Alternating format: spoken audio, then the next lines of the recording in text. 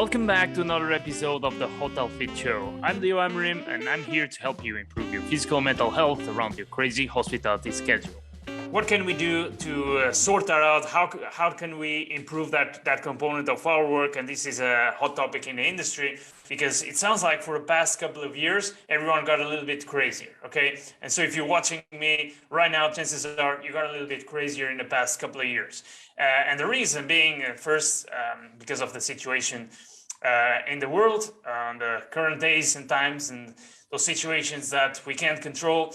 And also because obviously there was like a big backlash when the industry reopened again, and most people were short-staffed and most people were doing more tasks than they usually done, and most people were under worse work conditions in general. And so I think this is a very important topic: mental health, anxiety, and stress at work. I know that you guys. Lately, I've been doing topics on nutrition, fitness, and nutrition and fitness, because most of you guys are interested in improving those components. But I believe stress and anxiety are something really important for you to dominate, for us all, actually, because nobody is immune to that. And those are things that we need to talk about. So just do me a favor, if you're watching this right now, comment live. And I know, so I know that you are around, and equally, if you're watching the recording of this, comment replay, and that lets me know that you are watching this and that you've been around. And also, guys, there's going to be a lot of information in this training, and what I strongly recommend you is that you get a pen and a paper to write down those things, and so you can actually implement those things in your own life. Because I understand this is free information. But yeah, and you can come here and consume the information, and it's still important. But one of the reasons why there's so many sources of information online and nobody actually takes action, it's because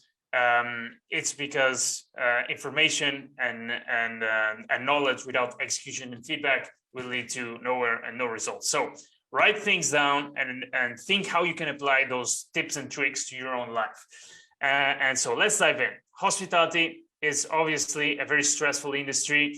It's naturally a very stressful industry, and this is because it's a fast-paced and unpredictable industry. Regardless if you work at a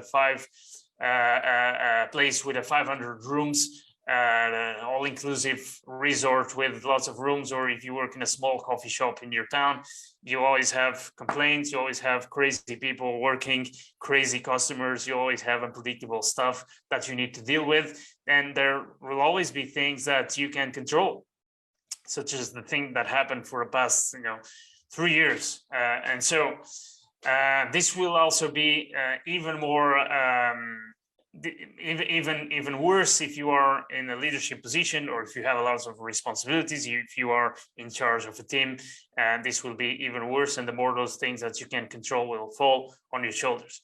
And so we need to focus on what we actually can control for the sake of our mental health. But first things first, and it's important for you to have the fundamentals first. Like, before you even start thinking about how can you directly improve your stress and anxiety, just think about these fundamentals, and if you have those in place. Okay, so are you exposed to daylight? Are you exposed to natural sources of sunlight, to have your cycles and your mood actually in a good place? Are you watching TV until late? Are you scrolling on your phone until late? Is your sleep quality good?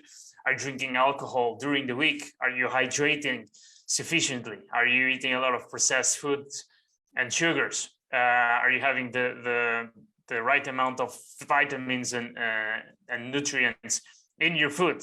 Do you have a regular physical activity? And so if you don't have those things in place, what happens is that you might be on an inflammatory state and aggravate those external factors and aggravate how stress actually affects you. And so the first thing is you need to focus on these fundamentals. And also I want to dive into why, we as species, we developed in a certain way until now. Okay, so basically only now we have all these technologies and this modern way of living.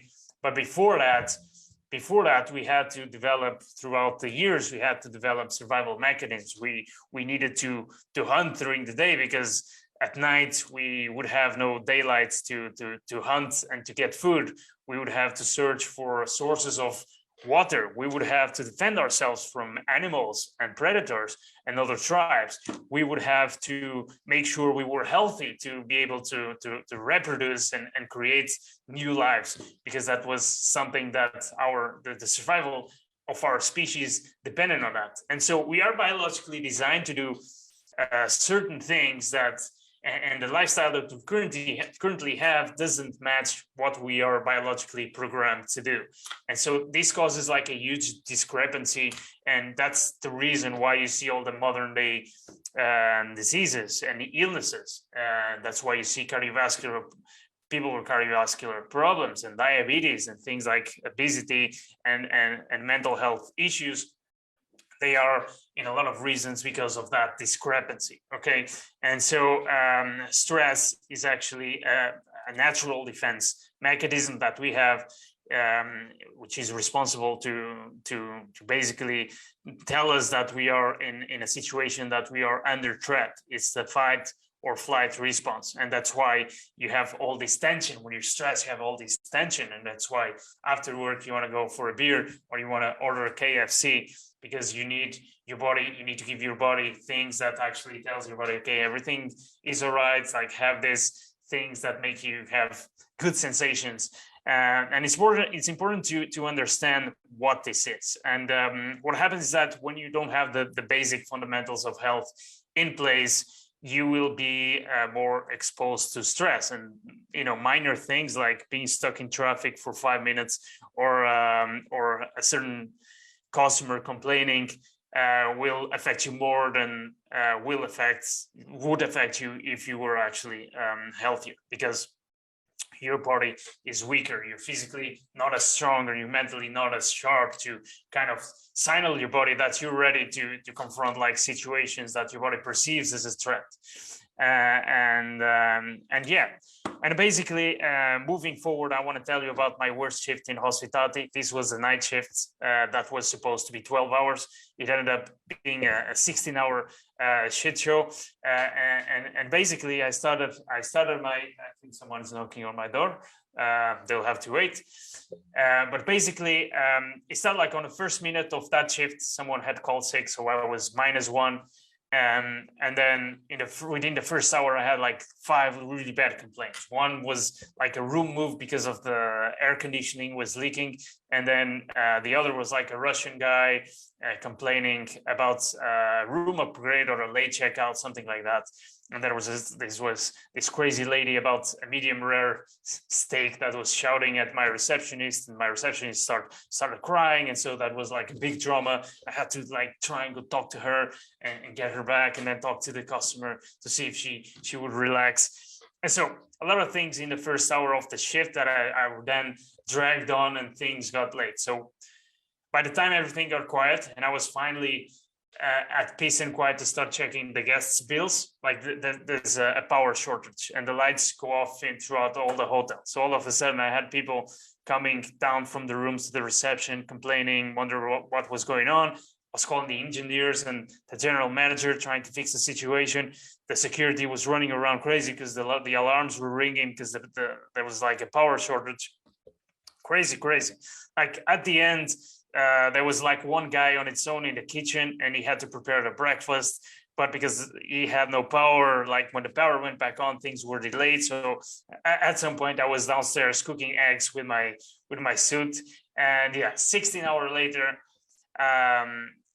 after being working all night under like a lot of stress, that was like the shift that I remember was my worst.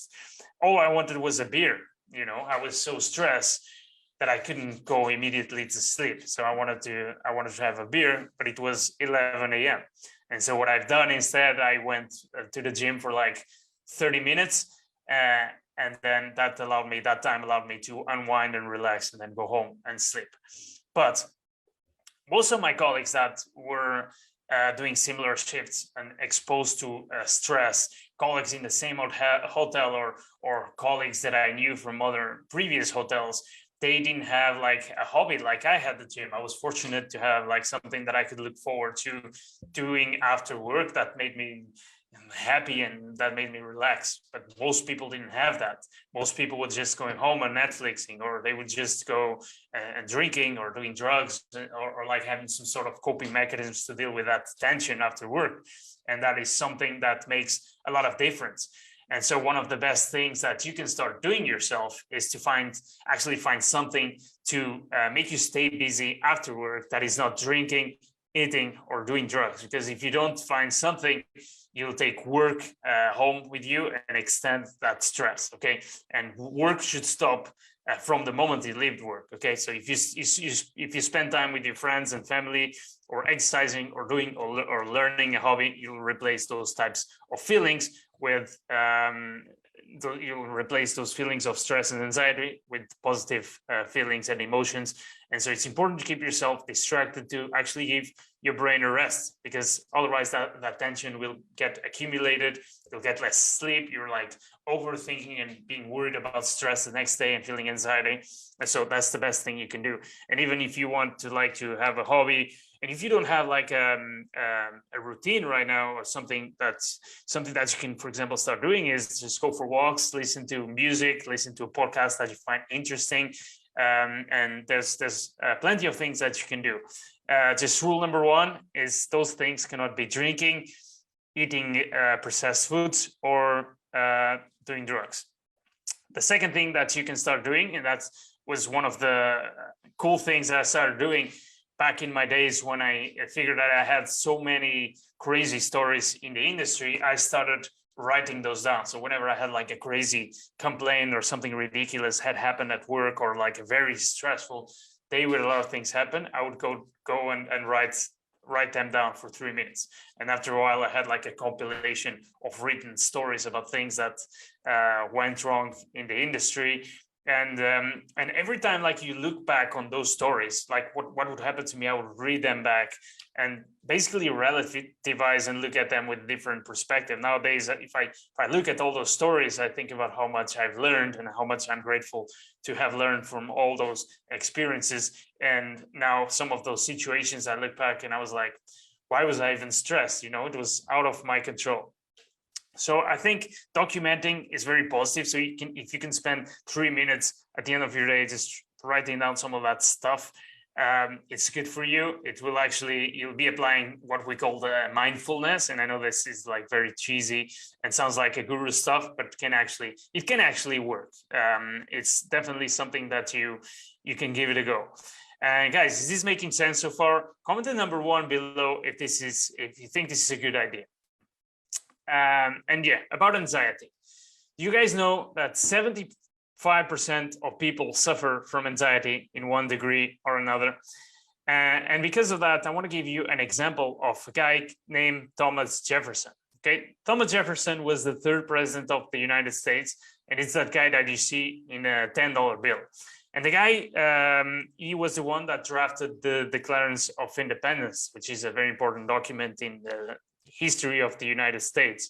And what Thomas Jefferson had, and this is crazy when I learned about it, he had a crazy fear, a crazy form of social anxiety. He was afraid of people, and he had this phobia about speaking in public, and he had this fear, but nobody would tell, because he pretended that he didn't have this. So he was applying what we call the fake it until you make it. And he was a great man and a great leader. And so if you are like a leader at your workplace, you probably know this already, that if you show up at your workplace stressed and exhausted and anxious, your team will realize that and kind of have that same vibe and energy, and they'll put the same energy to your clients and customers. And so it's important for you as a leader to kind of hide those emotions when you're at work. And one thing that happens that Thomas Jefferson did, it's actually called something that's called the cognitive dissonance, which is you pretend that you don't have those negative emotions, and you pretend that you're not afraid, that you have these positive emotions. You pretend that everything is great. and you'll end up feeling like that as a consequence. So if you act like your work is great and that you're a confident person and that you're a happy person at work, even when you're not, you may start feeling the very same positive emotions that you are pretending to experience and ultimately reduce your stress. So I want to ask you, does this make sense, what I said about leadership and about showing up the right way? Or is this something crazy that I'm saying here? Have you ever tried this? Comment yes or no, and let me know if what do you think about this strategy of pretending. And I would like to share now what was for me one of the major stresses at work that maybe will serve as something that you can learn. Maybe it's the same situation for you. This was something that I actually only realized that when I left the hospitality industry. And that was, I wasn't clear on my job requirements when I was a manager. And because of that, I was on various occasions on the verge of burnout. Because basically when I started, my contract was said that I was supposed to work for 12 hours. But I also signed a disclaimer saying if I need to stay more because of business requirements, I accept not to be paid for those hours that I'm working extra. And so the first couple of months when I started, I obviously done way more than 12 hours, but I thought, okay, I'm just starting, I'm just learning the ropes. I'm just trying to figure out myself here. I'm trying to get used to doing certain things so they are second nature. So that's normal. I'm expected to take a little bit longer doing things, and this is normal. But then time went along and I never worked less than 12 hours, okay? I always worked 13 hours and 14 hours. And that was unfair because that was not the expectation. That was not what I was supposed to do when I signed the contract and when I started that job position. And so in one way, I wanted to just do my 12 hours and go home because that was what I was supposed to do, theoretically. But I wasn't doing that because one, I was afraid of accumulating workload that I would have to deal the next day. And second, I didn't want to leave the team without like myself in there. And so I was worried that could potentially be bad for like everyone's work. And so as a team, as a member of the team, I didn't want to do that. And so I also didn't raise the subject, didn't raise my concerns, because I didn't want to be that guy that had like a bad working attitude, that I didn't want to sound like I didn't want to work or that I didn't have initiative because I was like grinding to progress and to get promoted and to advance forward. And so I decided not to say anything about that. And now that I look back, I realized that this was a major source of stress because I realized like every time I was doing 14 hours, 15 hours, 16 hours, that I was never going to get paid for that time that I was working. That was underlying stress that basically if I could go back and do things differently, I would have made it very clear since day one that no, that's not the expectations. Let's figure like a way around this. And I would have been very clear about that. So if you find yourself never knowing if what you're doing is enough, and if you are in that position, it may help to have like a talk with your owner or line manager or head chef or whatever, even if that's uncomfortable. It's important for that stress. If you're feeling stressed about that, it's important to discuss the expectations again, have a sit down, see what can be sorted out, have a friendly conversation. And this will definitely be something that might be causing you stress. And this is a way that you can use to relieve that stress. Now, if you are the owner of the business, then maybe you need to focus more on perhaps time management and delegation. You have that feeling that you're being overwhelmed. Maybe that's something you can look to, and just making sure you're not spreading yourself too thin. And I know from being a business owner myself, I'm still learning how to improve things. And I know that you can easily get caught up in the trap of thinking that the more you work, the more successful you will be. But sometimes it's actually the other way around. And in order to get to the next level, you need to either delegate or systematize things, right? And so I know that this can be a difficult concept to understand, especially if you are like committed and hard worker, like I am. Sometimes it's difficult to think that, someone else can do the work that you're doing with the same or more quality. Sometimes we tend to fall into the mistake of feeling like if I don't do that work, then it will not be done in a good way. And so it is making sense so far. Comment number 1 below. And in conclusion, basically, from what I talked so far, there are 4 things in this training that I would like to emphasize. And first, try to find a hobby or activity or something that you can look forward and focus after work to actually reduce that stress and anxiety. And rule number one is that that thing can be negative coping mechanisms such as drinking or eating processed foods or drugs. And second thing, if you have a lot of crazy, stressful days, document some of these things. Documenting some of these things will actually help you having a different perspective and relativizing some of those things and actually being mindful on how you feel about those. And actually, you have a bunch of funny stories to tell in the future and to go back and read. And third, in terms of anxiety, do it like Thomas Jefferson. It's a good thing to remember, and fake it until you make it, especially if you are in a leadership position. I know it's hard, but think about this as a game. Like if you win if people can't tell if you're anxious. Okay, you win as a leader, and also because those feelings will be less. And the fourth thing, very important, be very clear about your job role and expectations. Not put yourself in an unfair position where you never know if what you're doing is enough. So if you have to have an uncomfortable conversation, just do it anyway. Go for it. And the most important thing of all of this is actually making sure your baseline health is okay. As I said in the beginning, are you being active in a healthy way? Are you feeding yourself the right vitamins and nutrients? Are you getting proper rest and sunlight exposure? Because without those things, your body can't function. You are biologically programmed to do one thing. And so when you run away from those simple things, it's worse for you, and it'll be worse to cope with stress and those kind of threats if your body and mind are not functioning properly. Okay, because those things are like the oil in your engine. So your brain, your body is your engine, and those things are like the oil. You need to constantly be aware of those things that you need to feed yourself.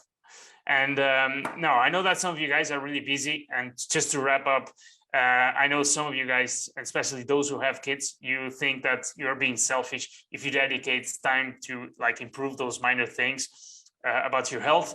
It's actually the other way around. All right. And I know that you have this frame of mind, possibly because you work in hospitality for so many years, and your mission is to serve your customers and to serve your team and to live in service, which is great. But actually, when you're taking care of yourself, you're also serving others. You're serving others around you, your team and your family, your friends, by providing them with the superior version of yourself, because the people that are important to you, they deserve your best version, okay? People that are important to you deserve you at your best. So when you think you're being selfish, you're actually not.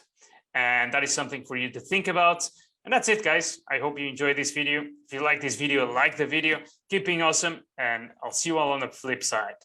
Thank you so much for listening, and if you found this content valuable, you can find additional help for free by joining the Hospitality Fitness community on Facebook at thehotelfit.com or facebook.com/Hospitality Fitness community. There's a ton of cool stuff happening, as well as a massive amount of free resources and information. So join us at the Hospitality Fitness community.